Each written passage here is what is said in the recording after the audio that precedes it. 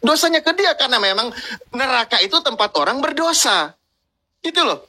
Jadi ditimpakan kepada mereka, karena mereka orang-orang musyrik, mereka orang-orang yang menyekutukan Tuhan.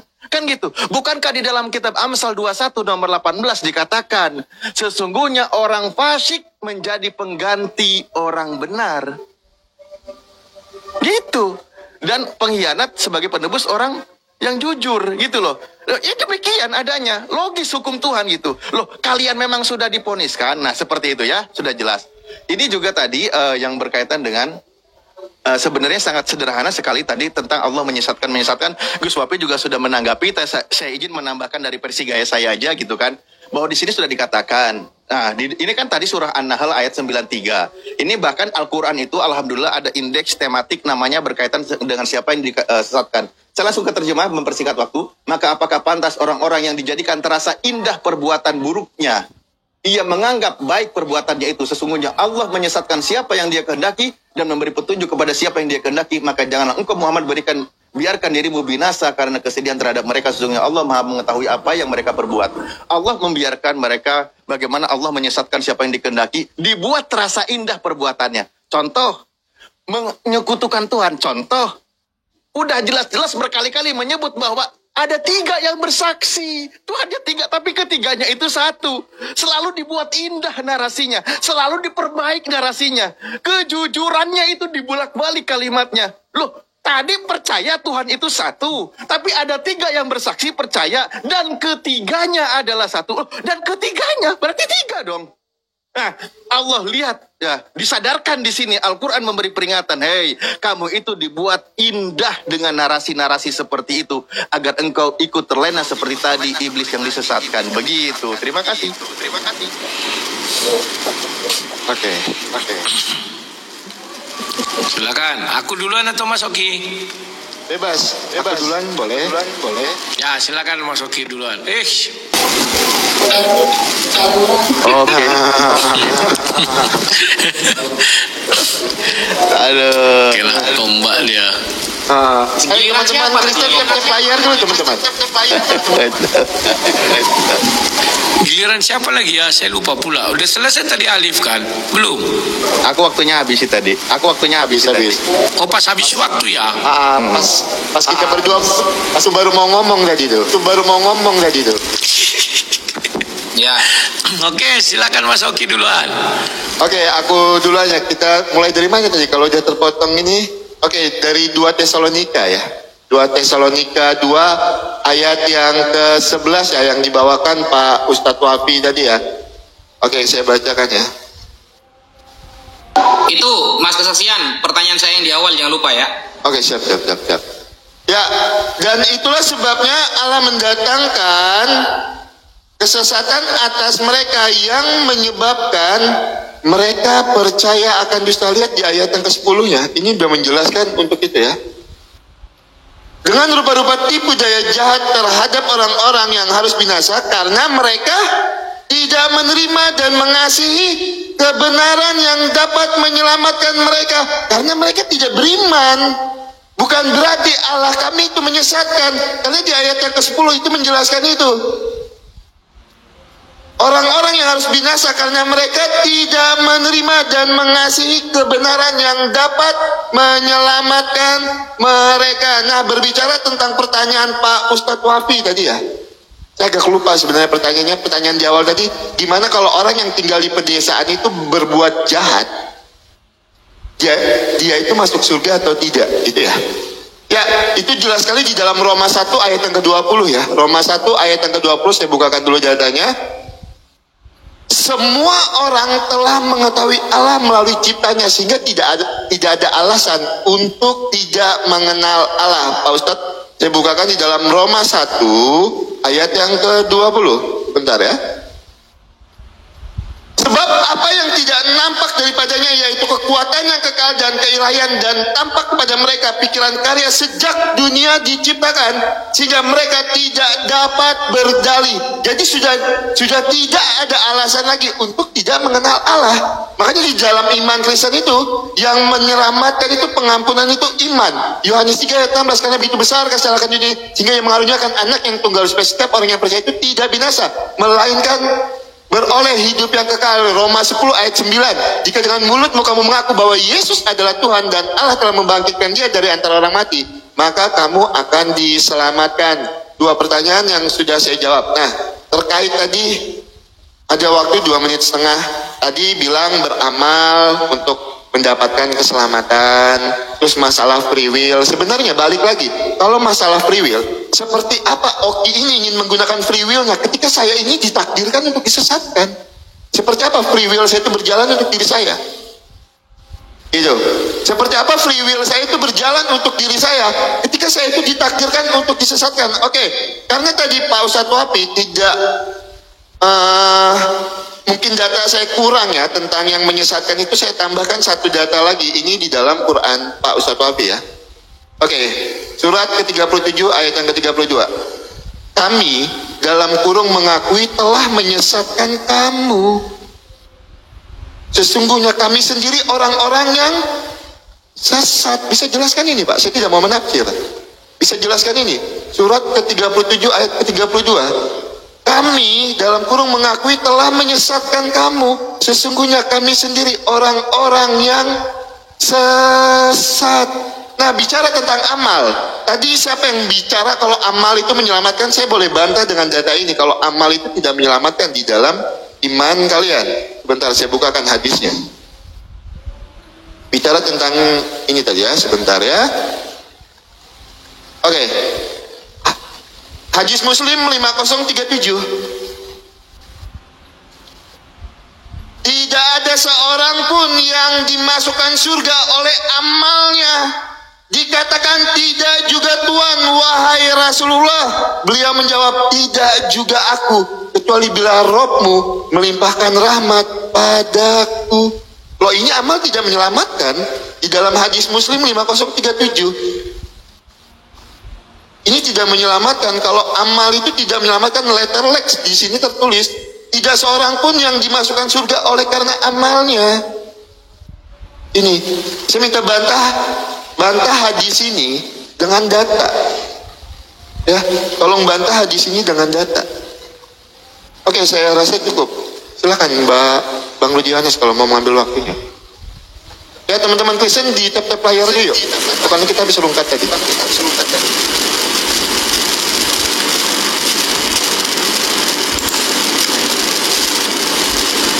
Lai Rudi ini noise sekali lah. Iya, sabar. Makanya kalian matikan semua mic kalian, kan giliran kami yang bicara. Saya belum habis, tunggu dulu. Bukan. Noise itu pendengaran, bukan suara. Enggak, kalau kalian matikan mic nggak ada noise-nya. Dia kan kena beradu punya kita.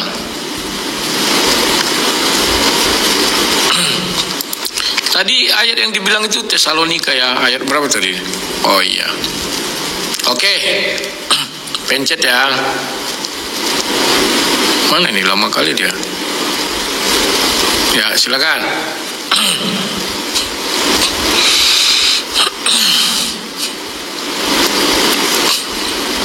Ya.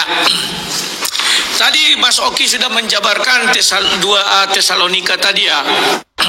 Itu benar kawan. Jadi kita harus membaca dari ayat 5 bahwa ada nabi-nabi palsu datang, guru-guru palsu mengajarkan bentuk-bentuk Tuhan lain. Dan Tuhan yang mereka ajarkan itu ajarannya apa? Itulah yang dikatakan di sini, bahwa ajarannya mengatakan bahwa Tuhan yang menyesatkan orang. Ya, itu ajarannya sehingga orang percaya. Ketika Paulus datang, mereka nggak percaya lagi karena sudah diperkenalkan Tuhan-Tuhan lain sebelum Paulus datang. Ya, oke. Sekarang kita lanjutkan lagi ya.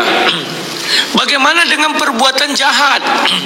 Itu juga sudah kita jelaskan bahwa perbuatan jahat itu berasal dari iblis. Perbuatan baik berasal dari Tuhan. Kalau dia membonoi zaman dulu, bagaimana, apakah dia ke surga atau neraka? Lah dia kan belum mengenal yang baik dan jahat. Betul, dia belum mengenal yang baik dan jahat. Karena dia tidak imannya belum ada. Tetapi yang jahat dari iblis, itu pertama kali.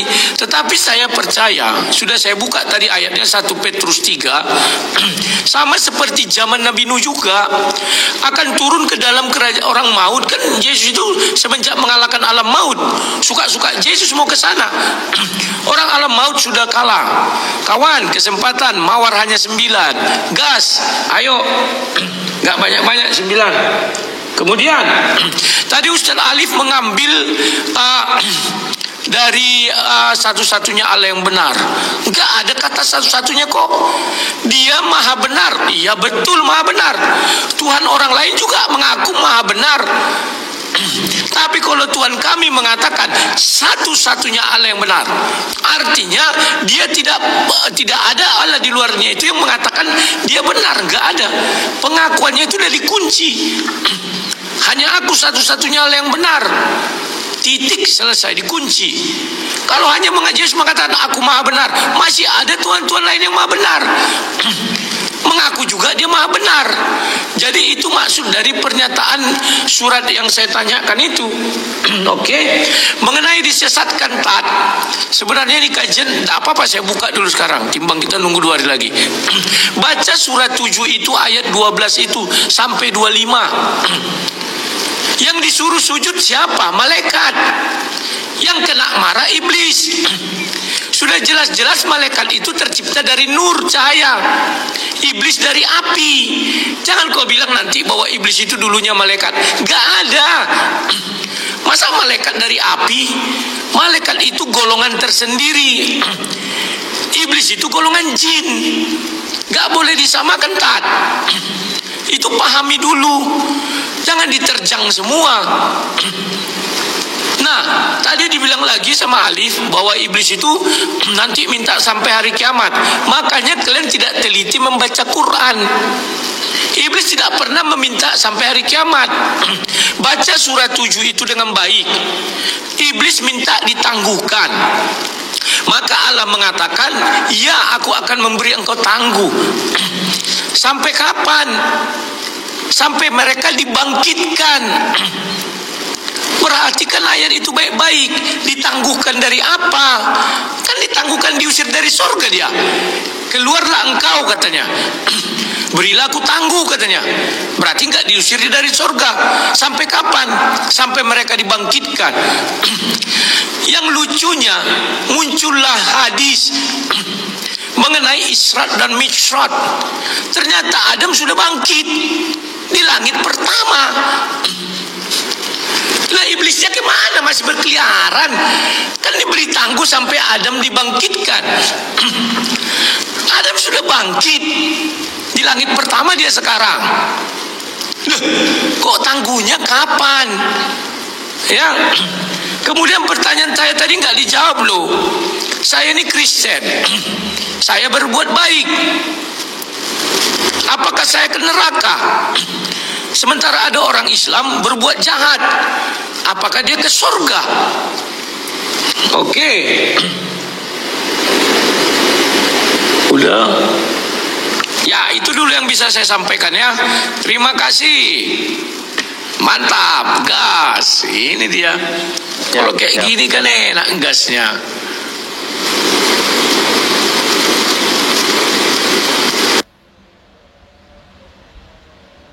Lay, itu the noise-nya mainkan, Lay. Jadi maksudnya nggak ngeresek gitu loh.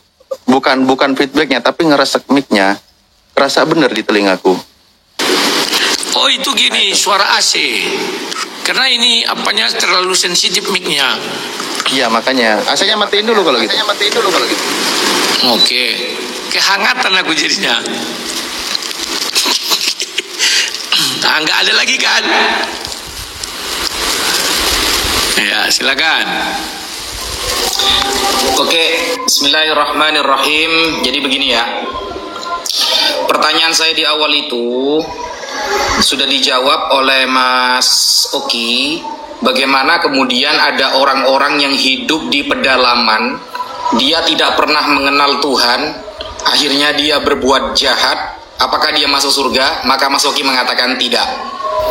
Karena berdasarkan Roma 1 nomor 20. Jadi tidak ada alasan lagi dia tidak mengenal Tuhan.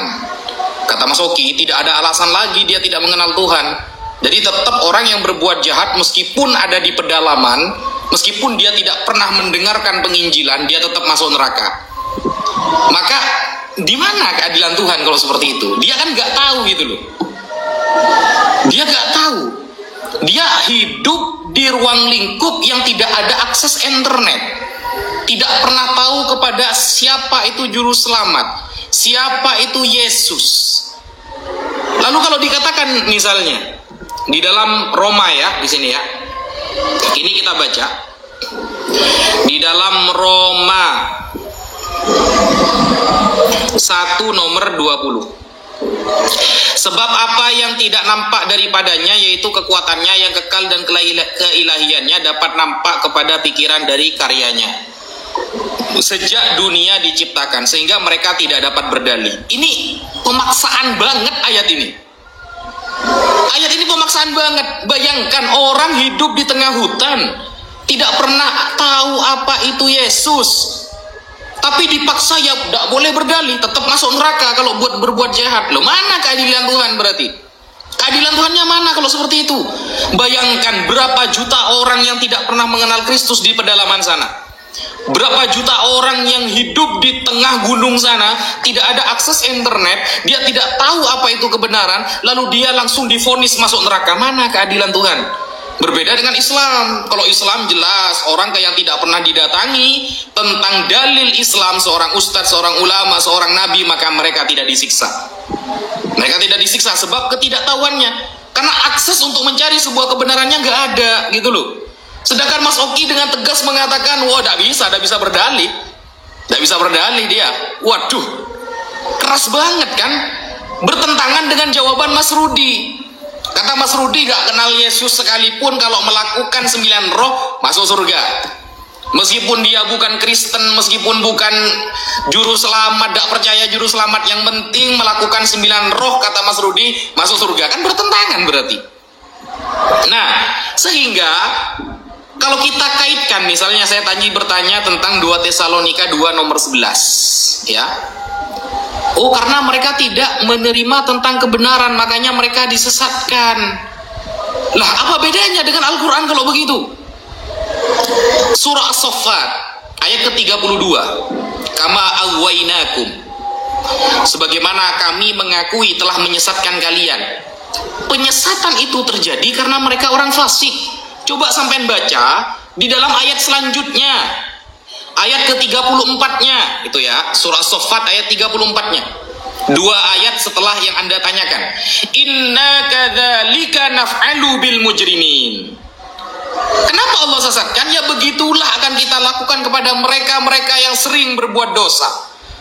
Mereka yang mempermudah dengan mengerjakan dosa, meremehkan perbuatan dosa, ya akan kami sesatkan, kata Allah. Itulah yang disebut dengan orang fasik. Baca ayat setelahnya, karena ayat itu udah berdiri sendiri gitu loh. Nah, sehingga bagaimana kemudian Anda akan menjawab kalau kita lihat di dalam Yesaya, Matius 7 nomor 22 ini ya. Matius 7 nomor 22. Pada hari terakhir banyak orang akan berseru kepadaku, Tuhan, Tuhan, bukankah kami bernubuat demi namamu dan mengusir setan demi namamu dan mendengarkan banyak mujizat demi namamu? Bayangkan, yang menyebut Yesus Tuhan pun belum tentu selamat. Bayangkan ya, di dalam kekristenan, saudara, yang menyebut Yesus Tuhan pun belum tentu selamat.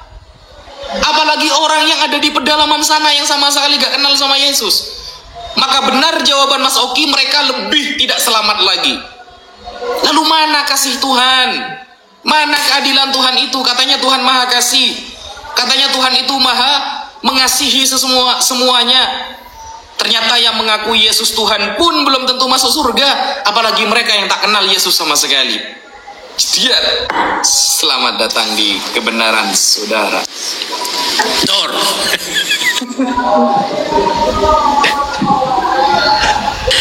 Allahu Akbar. Ayo semangat. Mana kawan-kawan ini? Ayo. Silakan semangat, kita gas.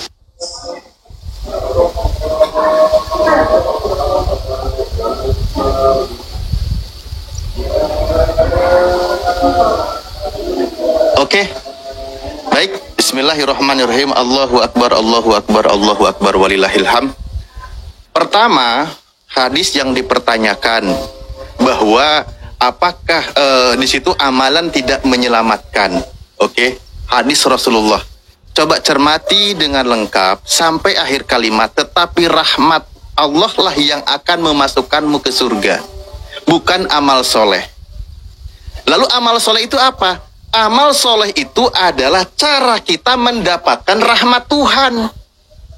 Kalau kita melakukan amal soleh, artinya kita berbuat sesuai dengan kehendak Tuhan. Nah, kalau kita berbuat sesuai dengan kehendak Tuhan, maka orang itu yang akan mendapatkan rahmat Tuhan. Orang yang akan mendapatkan rahmat Tuhan masuk surga. Selesai. Kedua, lalu Lairudi, pertanyaannya, apakah saya banyak berbuat baik dan lain sebagainya, apakah saya masuk surga? Mohon maaf, tidak. Al-Quran menyebutkan, bismillahirrahmanirrahim, wa basyiril ladina amanu wa amilus solihah. Sampaikanlah kabar gembira. Pertama poinnya harus beriman dulu, baru melakukan amal soleh. Nah, lalu balasannya apa? Loh, kebaikan yang Anda perbuat, Lairudi, itu balasannya di dunia ini. Asin ila muhsin. Lairudi berbuat baik kepada saya. Oke, Anda bersedekah 1M kepada saya. Anda akan mendapatkan balasan kebaikan di dunia ini juga. Dari saya ucapkan terima kasih, Anda menjadi orang baik dan sebagainya. Konteksnya untuk orang yang tidak beriman, balasannya hanya di dunia. Di akhirat nol besar. Bahkan seperti debu yang berterbangan, gak ada gunanya. Karena dia tidak beriman. Itulah yang dikatakan Allah itu Ar-Rahman. Dia Maha Pengasih yang tanpa pilih kasih di muka bumi ini. Siapapun mereka mendapatkan balasan kebaikan di dunia ini. Tapi orang yang beriman, selain mendapatkan balasan kebaikan di muka bumi, juga balasannya nanti di akhirat, yaitu jannah. Makanya sampaikanlah kabar gembira kepada orang yang beriman dan yang beramal soleh. Gitu. Jadi poinnya di situ. Nah, kebalikannya, bagaimana ketika ada orang yang melakukan amal kebaikan tapi beriman? Dia seperti hadis Rasulullah, yakhruju minan nar man kana fil qalbihi misqala dzarratin minal iman, akan dikeluarkan dari siksa neraka bagi seorang manusia yang di dalam hatinya ada sebesar biji zarah dari iman. Itu bukti kasih sayang Tuhan kami, itu bukti ajaran kasih Tuhan kami.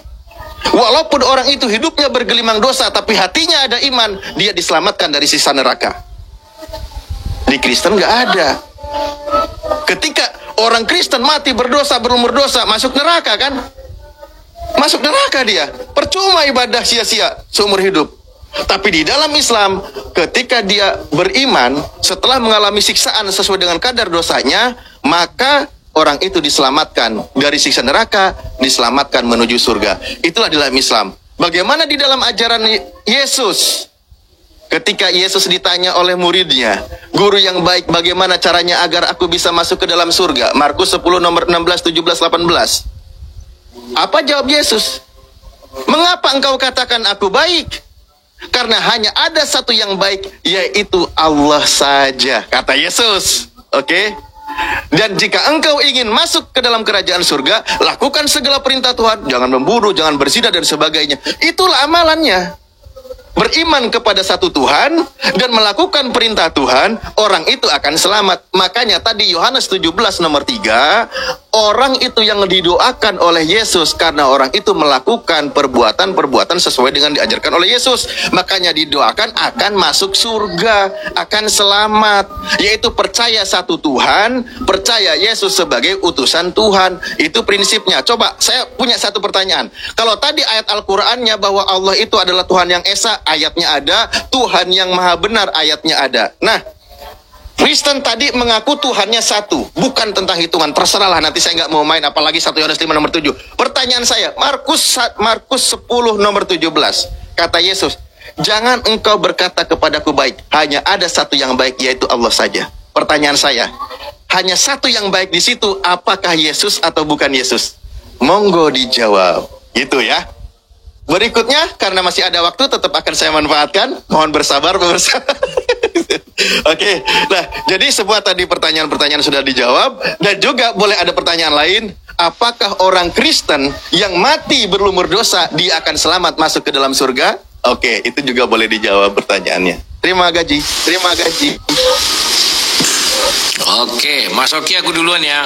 Boleh.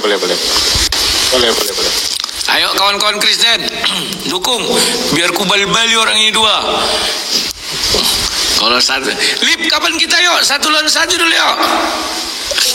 Dari dulu lah kita sudah sering lah. Aku kalau PKN memang nggak pernah terus terang. Ini aja baru kali ini. Oh iya. Ya nanti kapan waktu ya kita PKN ya. Dulu memang dia nggak nampak wajah kawan. Aku nggak tahu. Ternyata dia tampang Rambo juga.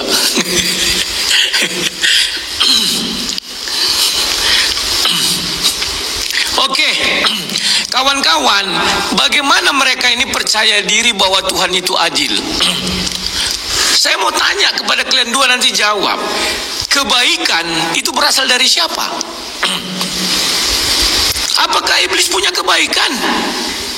Contoh, saya menolong orang miskin, saya menolong anak yatim. Apakah itu berasal dari iblis? Mereka ini nggak paham konsep kawan. Kalau saya tadi selaras dengan Mas Oki, bagaimana orang zaman dahulu yang membunuh? Saya bilang orang yang masuk surga zaman dahulu kalau bisa melaksanakan 9 buah roh. Ketika dia membunuh, apakah melaksanakan 9 buah roh? Kan tidak.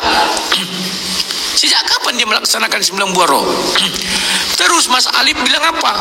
Orang Islam yang misalnya dia membonoi, mencuri, merampok segala macam, berzina, akan dipindahkan dari neraka ke surga. Saya cari di Al-Quran ayat yang gak ada. Oh kan ada di hadis. Apakah lebih tinggi hadis itu daripada Al-Quran? Orang jelas-jelas hadis itu siapa penulisnya? Ada nggak Allah SWT mengatakan bahwa dia menjaga dan memelihara hadis? Gak ada.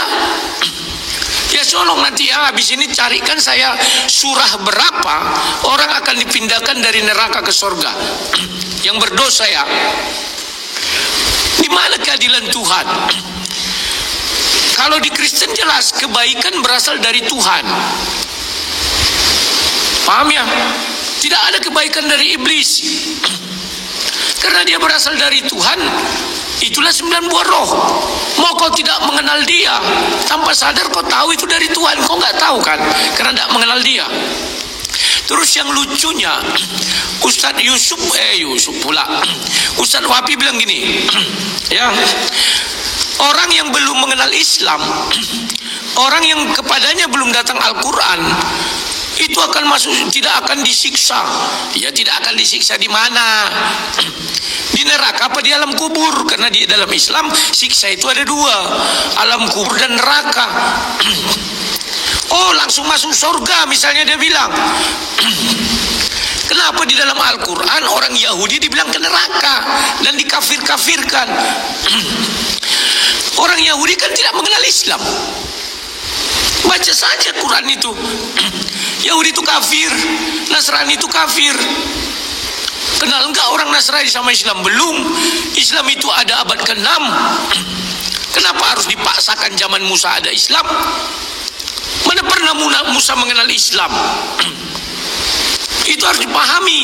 Kalau Musa mengenal Islam, maka agama Musa itu harusnya Islam, bukan Yahudi. Kenapa pengikutnya jadi Yahudi? Harusnya Islam dong. Ada nggak pengikut Musa? Ada. Dari mana kita tahu? Baca saja kisah Raja Mesir, Firaun. Siapa yang mengikut Musa, disalibnya menyilang. Berarti kan ada pengikut Musa. Kenapa dia tidak dikatakan Islam? Kan jadi lucu kita kawan-kawannya. Yahudi itu artinya pengikut Musa. Sejak semula kan dibilang Taurat diturunkan kepada orang Yahudi. Lah kok tiba-tiba merujuk? Berarti Musa ke neraka dong. Karena dia tidak beragama Islam, tidak mengenal Al-Quran. Kan begitu ya. Kemudian ini ajaran kasih katanya. Ajaran kasih Allah SWT itu hanya berlaku bagi orang yang mengucap 2 kalimat syahadat. Orang yang tidak mengucap 2 kalimat syahadat, kasih Allah SWT tidak berlaku. Kan sudah kalian buktikan sendiri. Saya berbuat baik setengah mati ke neraka, gak ada tawar-tawar. Lah jadi apa gunanya kebaikan saya itu? Apakah kebaikan saya itu berasal dari setan? Kalau ajaran Kristen jelas, kebaikan berasal dari Tuhan. Tidak pernah setan mengajarkan kebaikan. Tolonglah anak yatim, tolonglah orang miskin, rawatlah janda-janda montok. Kan gitu. Ada nggak ajaran iblis? Nggak ada. Apalagi nih ayat Al-Quran, cari nanti yang memindahkan orang dari neraka ke surga. Apalagi nih ya. Oke, silakan Mas Oki, tunggu aja habis ini. Tinggal 8 detik lagi. Tap layar dulu, tap layar dulu. Habis lu tap ada lagi yang mau tap layar ini. Pertanyaanku tolong ada yang ayo tap layar, bantu.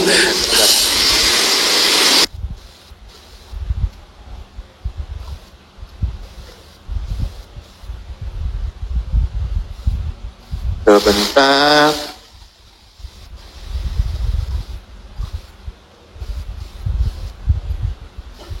Oke, karena banyak dari Pak Ustadz Wafi yang harus kita tanggapi ya teman-teman ya, supaya nanti kita terkesan tidak menjawab. Dan Pak Ustadz Wafi tadi bilang ya, apa yang menjadi narasi saya dengan narasi Bang Rudi Yohanes itu berbeda. Lah berbedanya di mana Pak? Emang kalau orang berbuat jahat itu melakukan 9 buah roh? Kan tidak.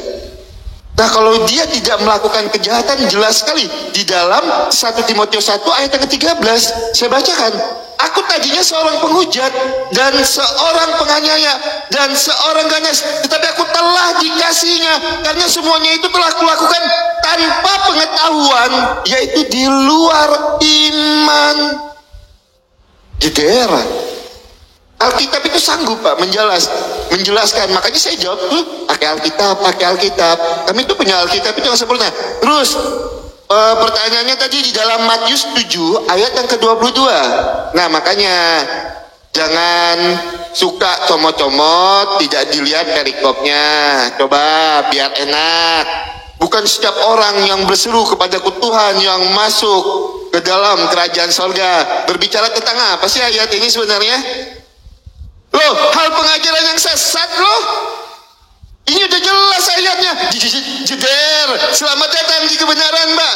Ini kebenaran Kristen Mbak. Makanya banyak orang yang berbicara tentang Tuhan Yesus, mengaku dia pengikut Tuhan Yesus, mengaku dia percaya dengan mulutnya, tetapi hidupnya tidak seturut dan sekehendak dengan firman Tuhan, maka nol, tidak akan pantas untuk kerajaan sorga. Karena apa? Di dalam Yakobus jelas sekali, iman tanpa perbuatan mati. Itu ya. Nah itu jadi jeder, selamat datang. Nah dari tadi Pak Ustadz Wafi bilang di mana letak ketidakadilannya. Pak Ustadz seperti apa kalau ini? Apakah ini adil di dalam iman Pak Ustadz? Sebentar ya.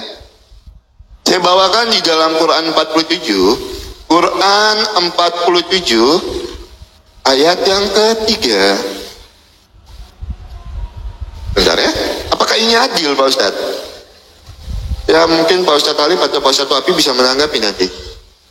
Quran 47 ayat yang ketiga ya. Quran 47 ayat yang ke-20.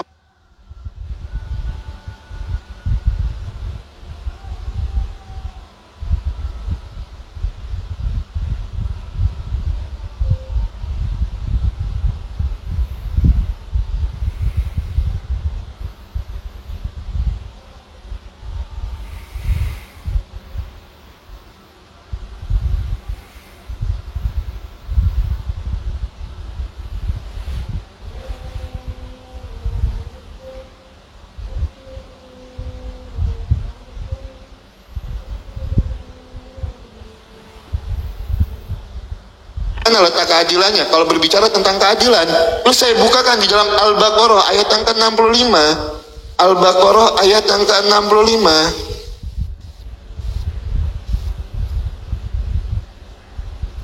Sungguh kami benar-benar telah mengetahui orang-orang melakukan pelanggaran di antara kamu pada hari Sabat.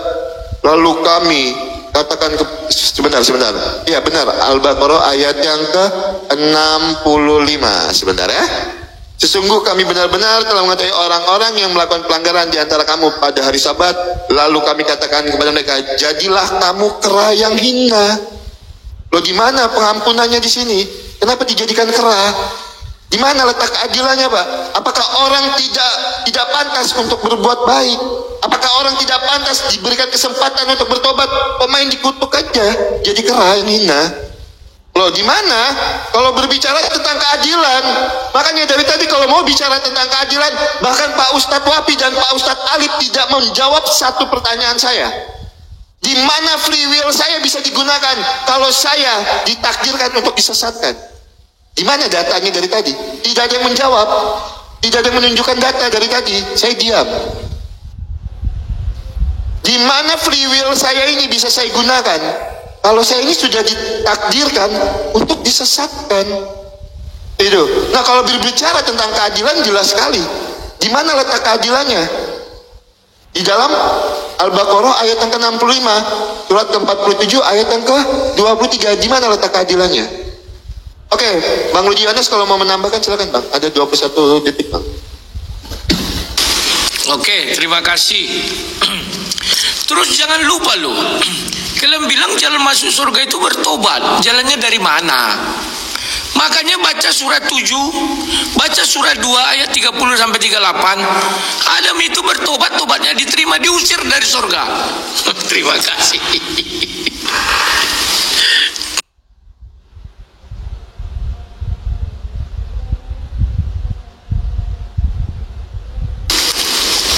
Berapa putaran lagi kita?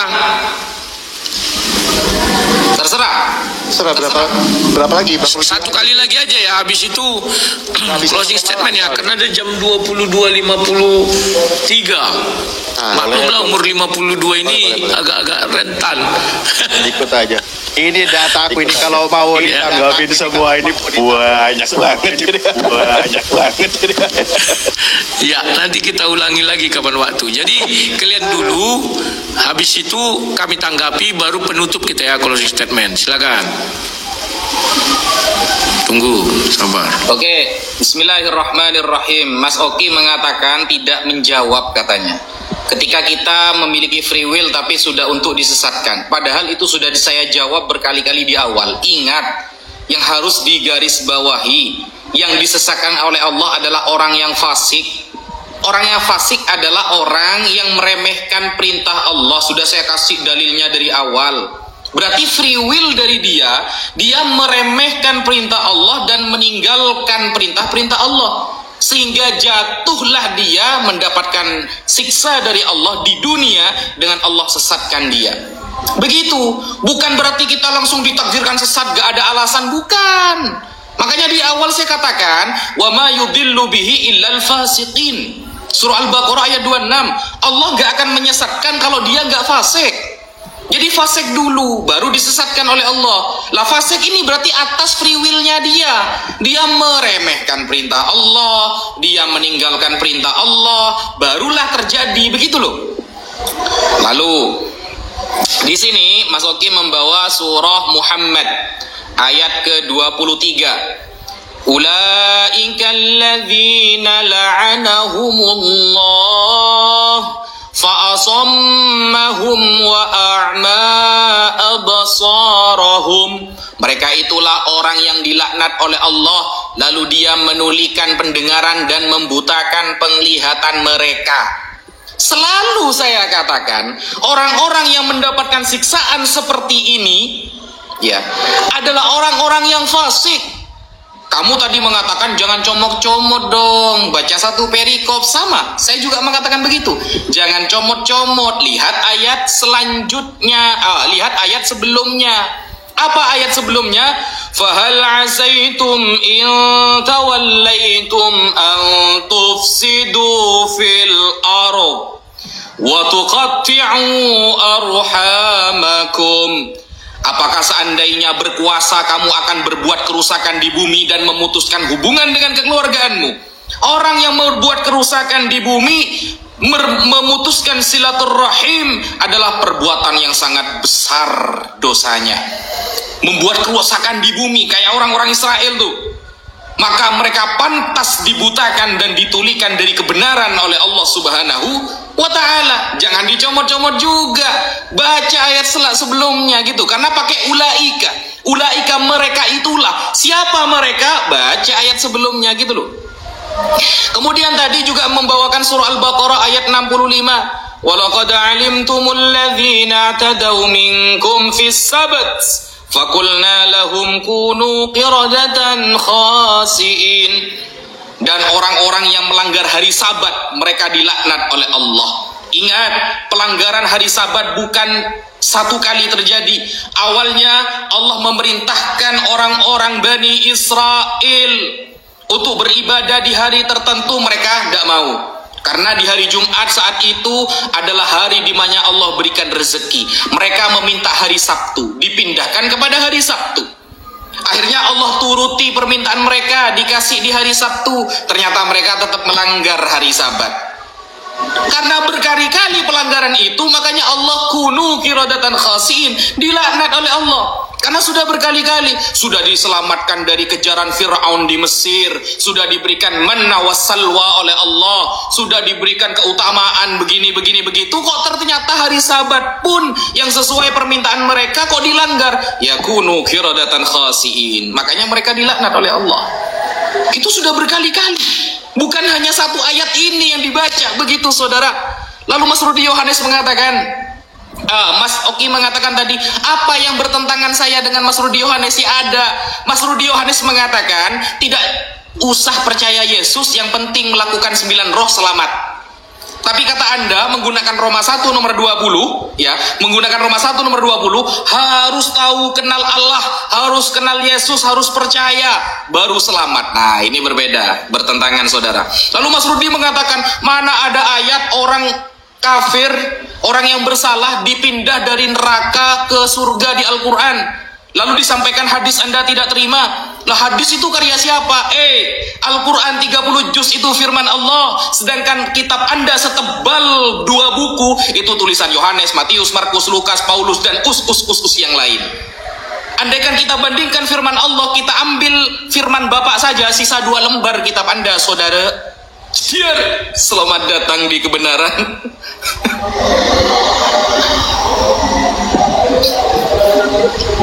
Nggak ada jawaban lagi yang gitu. Mungkin Aduh. Oke, kita mulai. Atau saya narasi dulu? Oke, baik. Terima kasih.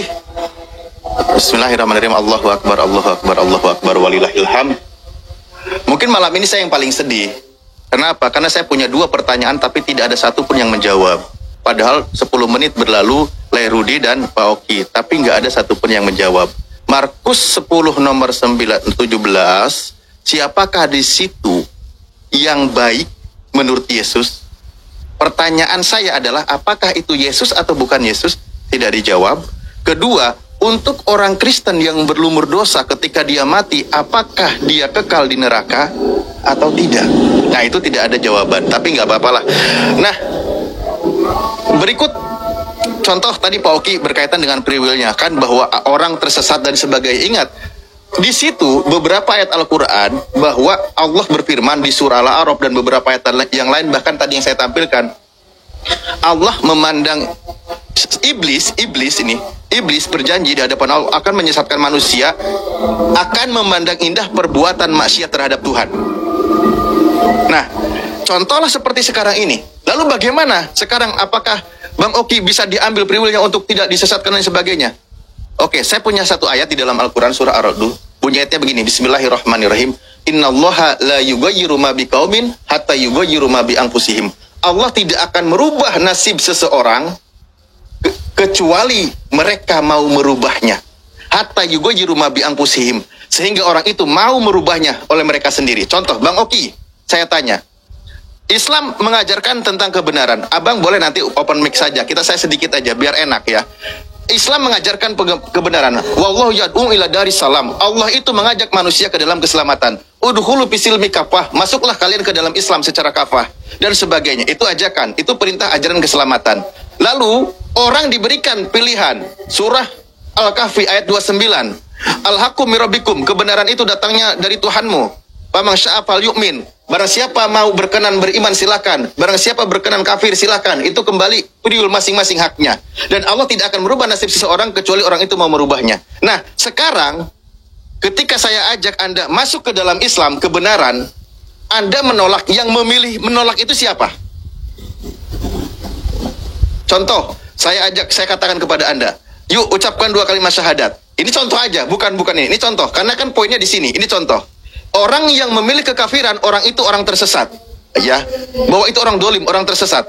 Orang yang beriman itu contoh orang selamat. Ini dalam konsep Islamnya. Nah, lalu di situ poinnya, orang yang Allah tidak akan merubah nasib seseorang kecuali oleh orang itu sendiri. Nah, sekarang Anda mau mengucapkan 2 kalimat syahadat dengan saya? Bang Oki? Bang Oki? Nggak mau. Berarti Anda sendiri yang menolak. Anda sendiri yang memilih sesat. Kan Tuhan sudah memberikan kepada manusia. Tuhan tidak akan merubah nasib keadaan seseorang kecuali orang itu mau merubahnya. Jadi ketika ada orang yang tersesat memilih kesesatannya, jangan salahkan Tuhan karena Anda memilih jalan yang sesat. Karena Anda memilih jalan yang sesat, maka dihukumilah Anda orang tersesat.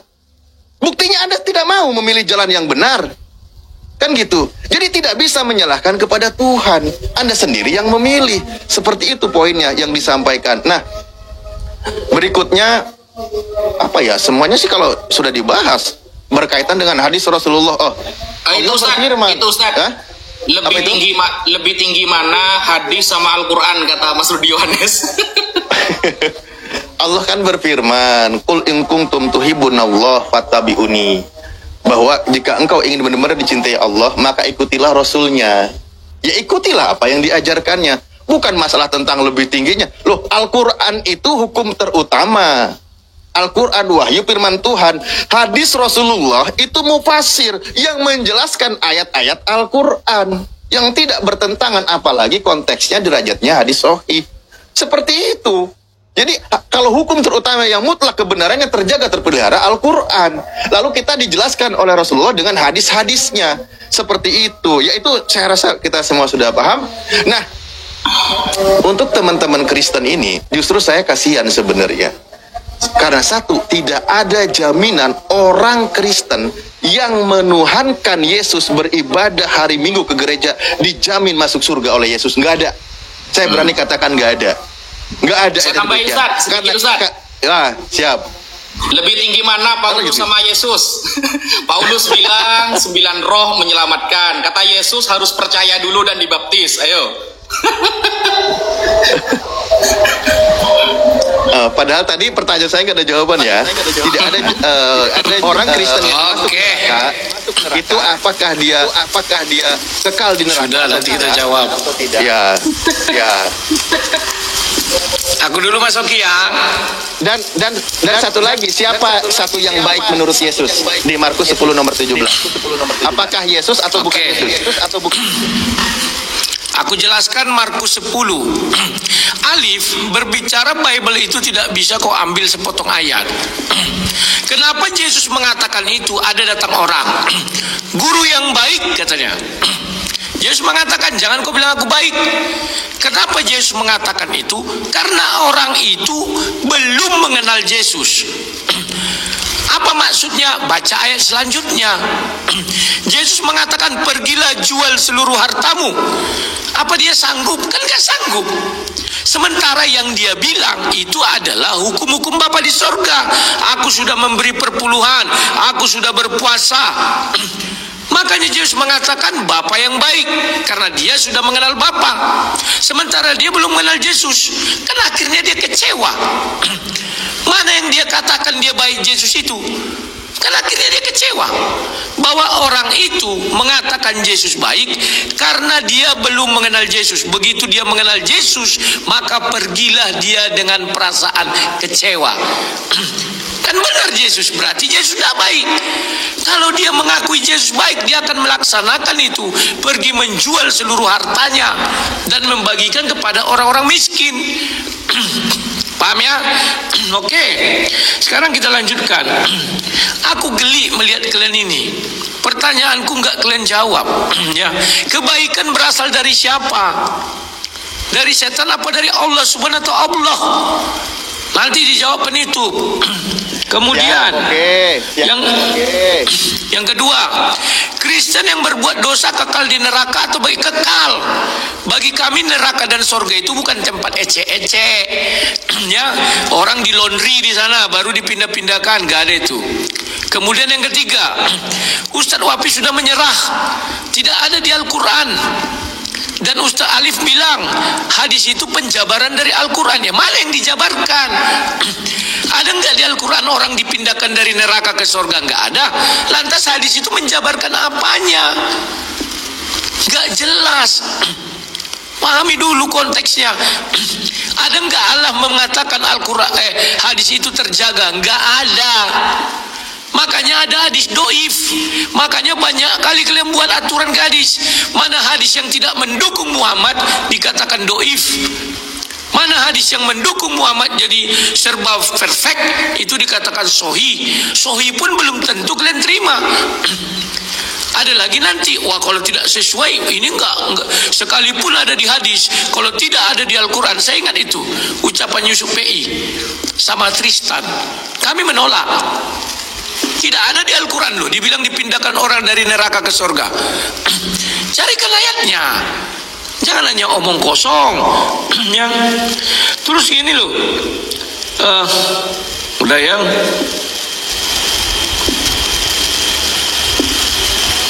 Oke. Yang berikutnya, kita berbicara tadi tentang menyesatkan.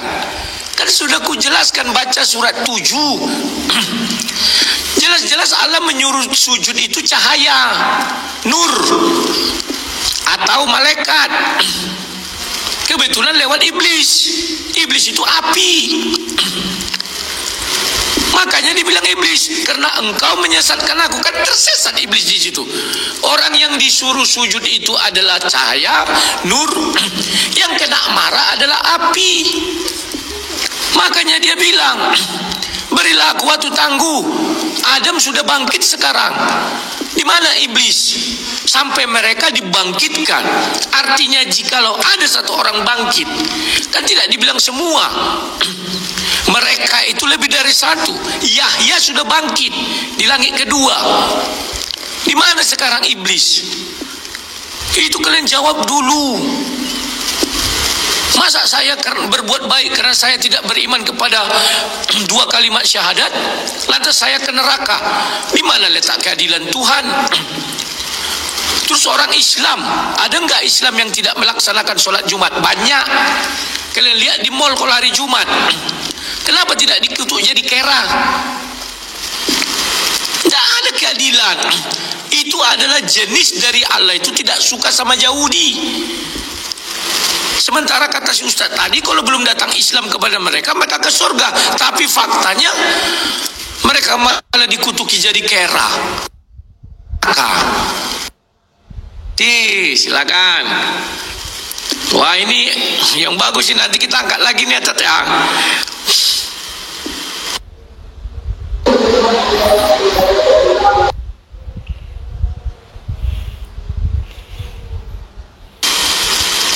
Habis ini closing statement kami dulu ya, baru kalian. Sebelumnya, Mas Oki nanti sisakan setengah menit sama aku ya.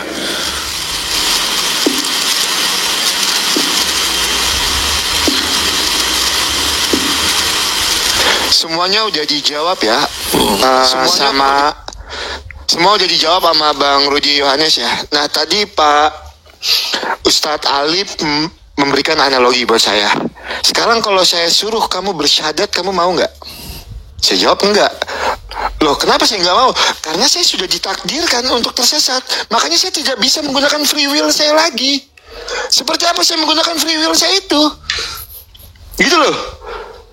Atau sudah beberapa data yang saya tunjukkan, atau saya harus tambahkan 2 data lagi ya. Ini saya tambahkan data dari tadi, saya selalu tambahkan data dari Al-Quran, Pak Ustadz Wapi dan Pak Ustadz Alip ya. Ini di dalam Al-Hijr ayat yang ke-11.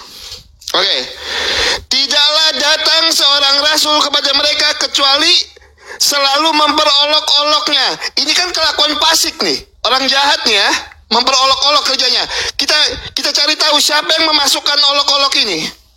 Al-Hijr ayat ke-12. Demikianlah kami memasukkan olok-olok itu ke dalam hati orang-orang berdosa.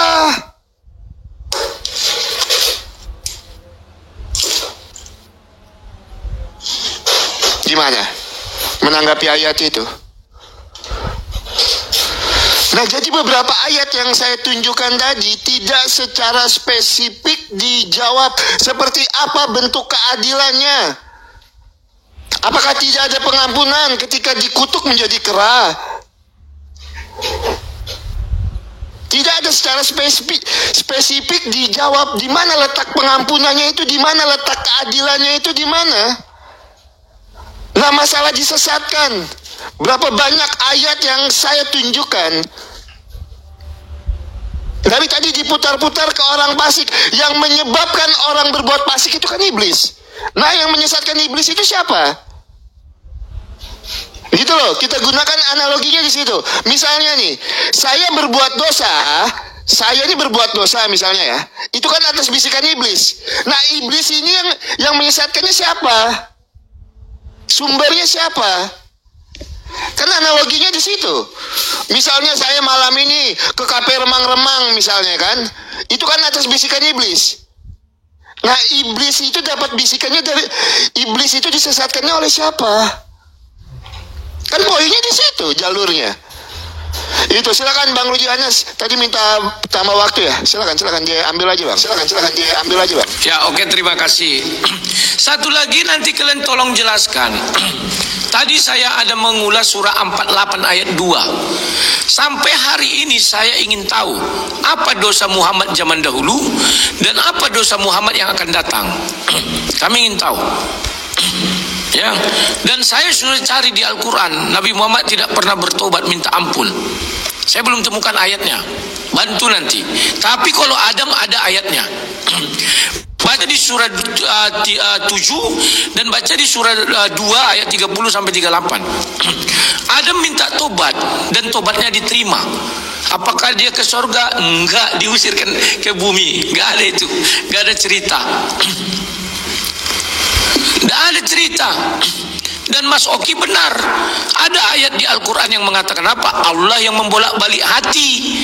Jadi ketika saya menolak Allah, ya jangan marah. Allah yang membolak-balik hati saya. Kalau nanti tiba-tiba saya mualaf, berarti Allah membolak hati saya. Gak ada urusan. Paham ya? Kemudian yang hebatnya lagi, bagaimana seorang pembunuh karena Islam masuk surga, sementara saya orang yang kafir berbuat baik masuk neraka? Keadilan macam apa itu? Kenapa itu terjadi? Karena orang Islam tidak paham kebaikan itu dari Tuhan, bukan dari iblis. Makanya kami di awal mengatakan Galatia 5 ayat 22-23, siapa yang bisa membuat itu semua? Tidak satu hukum pun menentang hal itu. Kenapa? Karena semua 9 itu berasal dari Tuhan. Gak ada itu berasal dari iblis. Memang dari dulu kalian gak paham konsep ini. Kemudian tetap kita fokus kepada surah 7 itu. Baca baik-baik alasannya Adam diusir dari surga dan dia diberi hukuman apa? Mati di bumi. Terima kasih. Closing statement kami dulu ya. Karena di awal 7 menit setengah, sekarang juga 7 menit setengah ya. Ya, kami maju dulu kan. Atau 5 menit aja lah, karena closing statement nggak boleh nyilang ya, karena sudah kita uraikan semua. Kita sekali lagi ini kan. Oke, habis itu nanti Closing kelihatan. statement ini bang. Aku sebentar ya Mas Oki. Mana ini bang? Kenapa? Kan udah disepakati tadi closing statement ini. Kan udah disepakati tadi closing statement ini. Oh. Iya. Enggak sekali Kayak lagi. kemarin itu kan. Nanti jawab aja pas closing kalian. Ya boleh. Ya Kalau mau udah. ditanggapi boleh nanti. Ya boleh. Ya udah. Tapi boleh nanti. Di closing kalian aja nanti tanggapi. Tapi nggak boleh nyilang. Oke, terima kasih ya kepada Ustadz Wafi sama Ustadz Alif. Mereka berdua ini sahabat diskusi saya yang cukup lama juga, dari tahun 2019 ya. Kalau Alif sih mungkin tahun 2020 berapa gitu muncul ya. Nah, kawan-kawan, diskusi malam ini sudah selesai dan berjalan dengan baik. Semua yang kami paparkan hanyalah 2 gendangnya. Itu yang pertama, saya memberitakan Injil, mereka berdakwah. Saya belajar, mereka belajar. Saya bertanya kepada mereka, kan itu belajar. Mereka bertanya kepada kami, juga belajar. Kami membantah, mereka membantah, itu namanya berapologet. Jadi 3 hal ya. Menginjil atau berdakwah, belajar, dan berapologetika. 3 hal ini yang kami praktekkan sekarang ya. Nah, kawan-kawan, jangan kalian memikir bahwa wow, ini jadi begini, janganlah, slow lah. Ini hanya diskusi ya. Apapun yang kami ucapkan di sini karena kami membalas apa yang menjadi pertanyaan mereka dan apa yang menjadi bantahan kami. Dan itu sudah kami sepakati bersama ya. Nah, untuk itu kawan-kawan, saya mohon maaf kalau ada kata-kata yang salah yang membuat kalian terluka, mohon dimaafkan ya.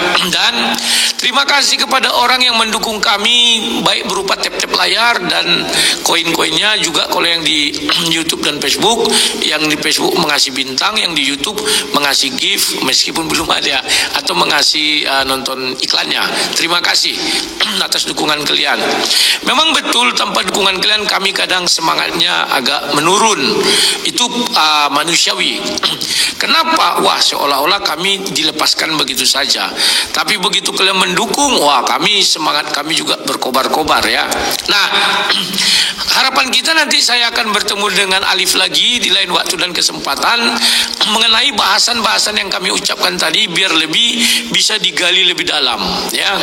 Kalau Ustaz Wafi 2 lusa kami akan berbicara tentang siapa penyesat. Kalau Alif, saya belum tahu nomor WA-nya ya, nomor WA saya mungkin dia udah tahu. Saya lupa, pernah kayaknya beliau nge-WA atau cuman saya lupa aja.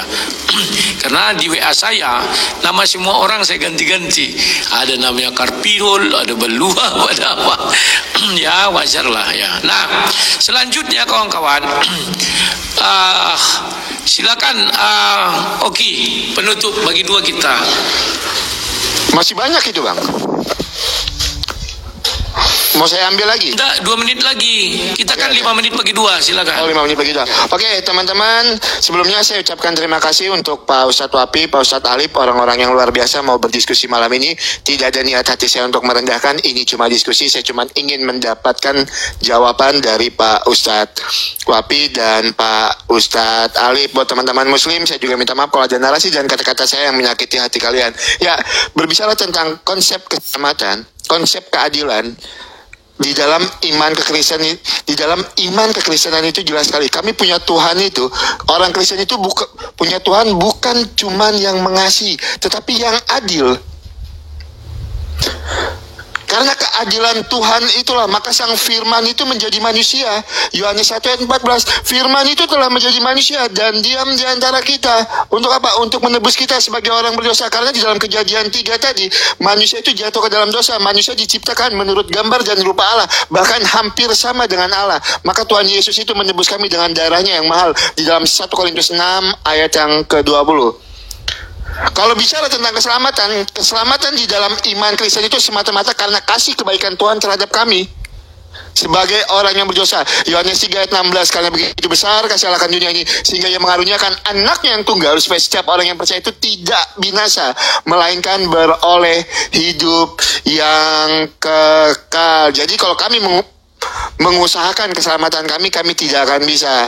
Jelas konsep keselamatan dan keadilan di dalam iman kekristenan. Dan saya mau tegaskan, orang Kristen itu tidak menyembah 3 Tuhan, tetapi Tritunggal itu berbicara tentang kebagaimanaan Allah seperti yang saya jelaskan di awal tadi. Ya, buat teman-teman Kristen, hidup untuk Kristus, mati adalah sebuah keuntungan, tetapnya disaksi Tuhan di dalam kehidupan kita tanpa kita menghujat agama lain, tanpa kita menjatuhkan agama lain. Silakan Bang Rudi Yohanes kalau mau diambil. Sudah selesai. Sudah selesai. Iya.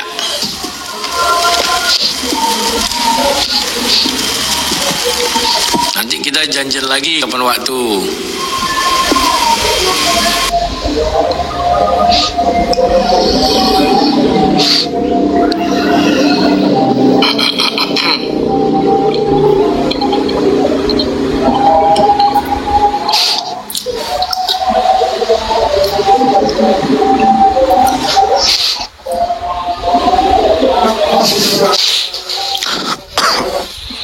Oke, bismillahirrahmanirrahim. Pertama, dengan closing statement ini saya berterima kasih kepada seluruh teman-teman Kristen, khususnya Mas Rudi Yohanes dengan Mas Oki yang sudah berdiskusi dengan cara baik, dengan tidak menghujat dan lain sebagainya, dan itu sangat kita apresiasi. Dan untuk menjawab pertanyaan Mas Oki yang terakhir, tanpa saya menyeberang kepada Kristenan lagi, jadi begini, konsep keadilan Tuhan itu begini, yang jahat dihukum, yang baik dapat hadiah. Yang jahat dihukum, yang baik dapat hadiah. Yang jahat, kenapa kok bisa jahat? Karena dia mengikuti bisikan syaitan, iblis. Nah, lalu kita larilah ke iblis. Berarti iblis adalah biang kerok dari penyesatan. Nah, kenapa iblis disesatkan oleh Allah? Kenapa iblis kok disesatkan oleh Allah? Karena dia melanggar sujud kepada Adam. Itu. Jadi bukan tanpa alasan Allah tidak ada apa-apa langsung wahai iblis kamu sesat. Enggak. Jadi penentangan dia, kesombongan dia dengan perintah Allah itu yang menyebabkan Allah murka kepada dia. Gitu. Sehingga Allah mengecap dia sebagai orang yang sesat. Karena dia fasik, meremehkan bahkan sombong. Kesalahan iblis itu ada 4. 1, dia tidak segera bertaubat. 2, tidak menyesal. 3, tidak mengakui kesalahannya. 4, bahkan menentang aturan Allah Subhanahu wa ta'ala. Nah, sehingga pemahaman kemudian bahwa Allah zat yang maha menyesatkan itu tidak kemudian Allah gak ada apa-apa itu menyesatkan, tidak. Tapi semua bermuara kepada apa yang saya jelaskan. Misal, Mas Rudi Yohanes bertanya kepada saya, ada nggak sih ayat Al-Quran orang dari neraka dipindah ke surga? Ada, dan itu sering dibawa orang Kristen. Surah Maryam 71-72, wa imminkum illa wariduha, tidak ada dari kalian yang gak akan masuk neraka, kana ala rabbika hatsman maqdiyah, dan hal itu adalah ketentuan yang sudah ditetapkan. Gak ada dari kalian yang gak akan menyentuh neraka. Kemudian summa nunajjil ladzina taqau, tapi nanti kemudian kita selamatkan orang yang bertakwa. Setelah masuk neraka, kok dia ternyata ada imannya, ada yang mengikuti perintah Allahnya, sholatnya, sholawatnya kepada Nabi Muhammad, maka nunajjil ladzina taqaw, lalu diselamatkan oleh Allah. Itu ayatnya. Dan kemudian Nabi Muhammad misalnya di dalam surah Al-Fath ayat 2, liyaghfira lakallahu ma taqaddama min dzambik, apa kesalahan Muhammad terdahulu? Nah, ayat itu turun, kita harus tahu asbabun nuzul. Ayat itu turun berkaitan dengan surah Al-Ahqaf ayat 9. Itu menguatkan kepada Nabi Muhammad bahwa apapun, andaikan pun dulu sampai akan datang akan ada kesalahan, Allah akan mengampuni. Karena itu sebab turunnya ayat itu berdasarkan surah Al-Ahqaf ayat 9. Lihat di dalam tafsir Ibnu Katsir Ad-Dimashqi. Monggo, Ustaz Alif. Baik, terima kasih Gus Wapi. Pertama ya, keadilan Allah Subhanahu wa taala di dalam Al-Qur'an tertulis dengan jelas. Bismillahirrahmanirrahim. Allahu akbar, Allahu akbar, Allahu akbar walillahil hamd. Surah Al-Quran surah Al-Isra ayat 70, seingatku di situ benar. Kalau saya buka aja ya, benar. Walaqad karramna bani Adam wa hamalnahum fil barri wal bahri wa razaqnahum minat thayyibati wa fadalnahum ala katsirim mimman khalaqna tafdila. Jadi Allah telah muliakan seluruh anak cucu Adam tanpa memandang agamanya. Semua diberikan rizki yang terbaik. Itu bukti maha pengasihnya Allah. Ya Anda sekarang tidak akan merasa, karena Anda tidak beriman. Tapi ayat Al-Qur'annya demikian mengatakan, wa razaqnahu minat thayyibat, Tuhan memberikan rizki. Anda berusaha, saya berusaha, ketika sama-sama berusaha sama mendapatkan rizkinya di dunia ini. Itu bentuk keadilan Tuhan. Anda berbuat baik, saya berbuat baik, Anda akan mendapatkan balasan kebaikan di muka bumi ini. Itu bentuk keadilan Tuhan. Tapi ingat, di akhirat nanti kebaikan Anda tidak ada nilainya. Kenapa? Karena Anda tidak ada iman. Itulah yang membedakan. Lalu tadi mengatakan, Bang Oki sudah mengatakan, loh nggak mau saya mau syahadat, orang saya udah disesatkan oleh Tuhan. Udah tahu disesatkan, udah tahu tersesat, milih hidup tersesat. Kayak mana sih jadinya? Kan lucu. Padahal Tuhan tuh berkata, Tuhan itu tidak akan merubah nasibmu kalau kamu tidak berusaha untuk merubahnya. Ayo berubah. Kan itu Tuhan berkata seperti itu. Bukan mengandalkan semuanya kembali ke Tuhan. Nanti kau meler ingusmu, biarin aja lah. Kan semuanya itu kehendak Tuhan. Nanti Tuhan yang sendiri yang angkat. Nah itu nggak bisa kayak gitu. Jadi semua itu sudah ketentuan Tuhan. Itulah kebenaran ajaran kasih sayangnya di dalam Islam. Seperti itu. Oke? Ini 5 menit bagi 2 ya? Iya, 5 menit bagi 2. Gak beres kayak Rudi ini. Sampai banget ini tadi aku kan. Ini tadi Rudi. Udah dia yang terakhir bernarasi. Dia habis itu closing statement 7,5 menit sendiri dia. Gua cuma 2,5 menit lah. Gak beres. Enggak, kami juga 5 menit tadi. 5 menit bagi 2 tadi Pak Ustaz. Kami 5 menit tadi, enggak sampai 7 menit. 5 menit bagi 2. Iya, Iya kami bagi 2 juga. Kau tadi terakhir narasi. Enggak, kami bagi 2 tadi, 5 menit bagi 2. Iya benar. Habis itu closing statement. Benar. Oke, nggak apa-apa kok. Masuknya Anda langsung jadinya 7,5 menit. Oke, sampai jumpa ya di lain waktu dan kesempatan ya. Terima kasih semuanya. Pak Ustadz Lapi, Pak Ustadz Lapi terima kasih banyak ya. Ya, nanti kita ulang. Kata yang salah ya. Pak Ustadz Lapi terima kasih banyak ya. Terima kasih Bang Rudi Anyas, terima kasih Nah, ya. selepas puasa ini kan kita udah bisa tengah 8.